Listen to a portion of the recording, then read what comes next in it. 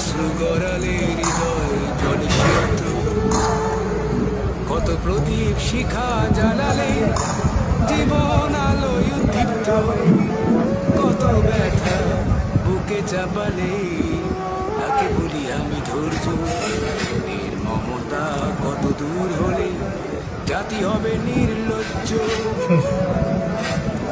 আমি চিৎকার করে কাঁদিতে চাহিয়া করিতে পারিনি চিৎকার, আমি চিৎকার করে কাঁদিতে চাহিয়া করিতে পারিনি চিৎকার।